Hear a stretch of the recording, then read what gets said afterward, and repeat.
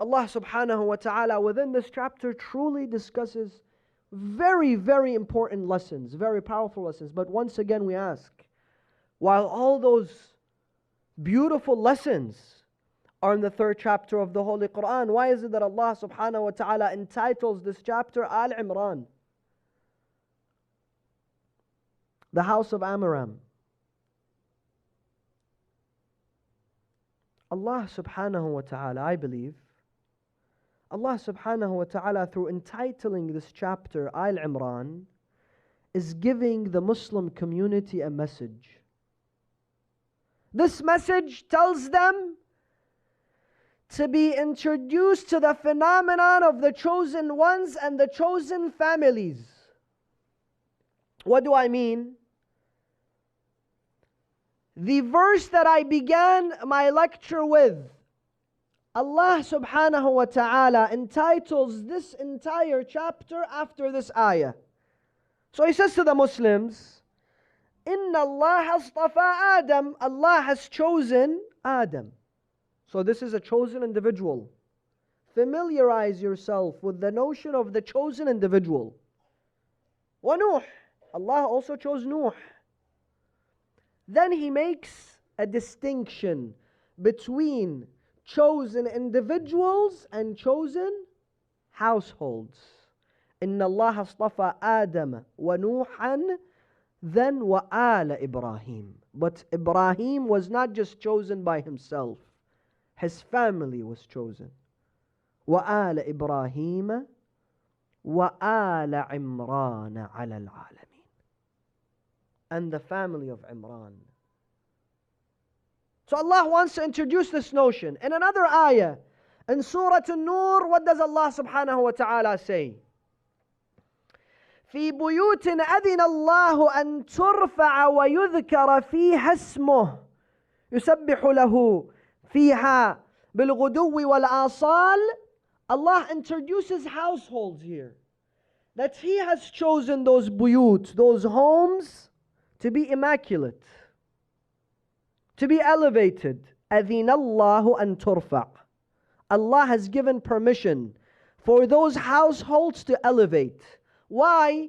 Because His name is there remembered in abundance. So Abu Bakr, when this verse was revealed, asks him, Ya Rasulullah, ما هي هؤلاء البيوت? Which homes are those? So Rasulullah says, إنها بيوت الأنبياء. It is the households of the prophets and the messengers. Then Abu Bakr points to the house of Fatima and Ali. And he says, Ya Rasulullah, أهذا البيت منهما? Is this house one of them?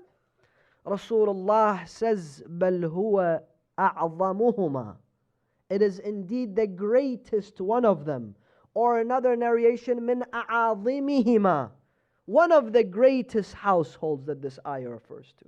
So Allah subhanahu wa ta'ala, through naming this chapter, and inshallah He will realize through the events that happened in the 2nd and 3rd year after the Hijrah, and the 9th year after the Hijrah, through the title of the chapter and the verses within the chapter, has given the most powerful message to the Muslim community until today.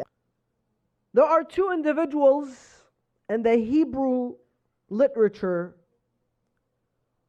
that may be referred to as this Imran, this particular individual. And we realize that Imran is a title that Bani Israel would give.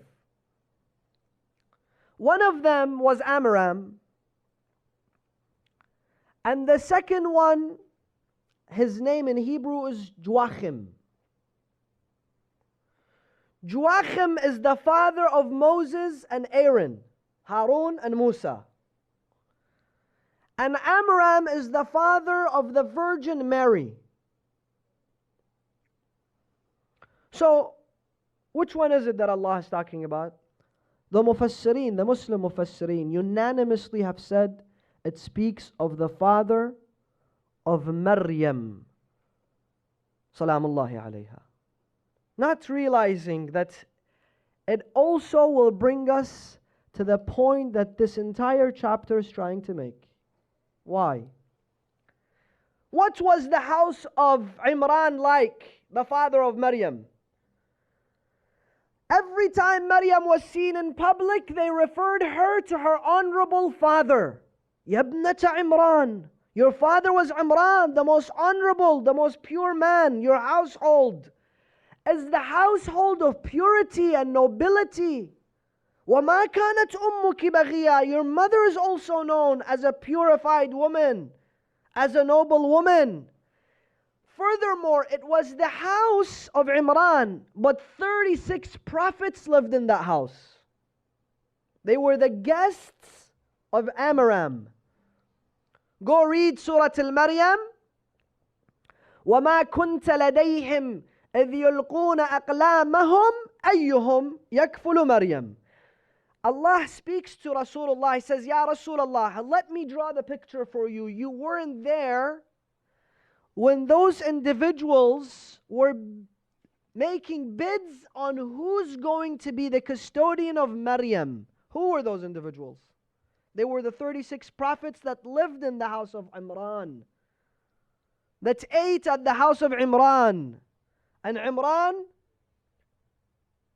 was the master prophet at that time, and they were underneath him.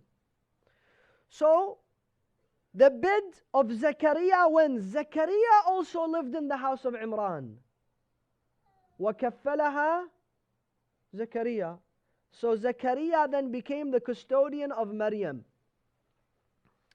Then what was the house like? The house had a sanctuary, had a mihrab. كلما دخل عليها المحراب زكريا المحراب وجد عندها رزقا.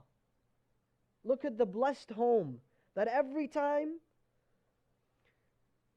Zakaria enters onto Maryam and she is standing in her mihrab, he sees heavenly food. Ya Maryam, أَنَّى لَكِ هَذَا? Oh Maryam, where did you get this from? قالت هو من عند الله. Once again, Allah subhanahu wa ta'ala is telling us, indeed, refer to that chosen home of Imran, where 36 prophets lived there, and where Maryam, the Virgin Mary, the mother of Jesus, was born.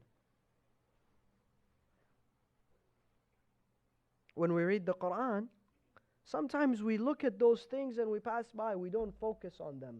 We don't open our eyes to see them. What kind of messages is Allah subhanahu wa ta'ala trying to deliver to the Muslim community?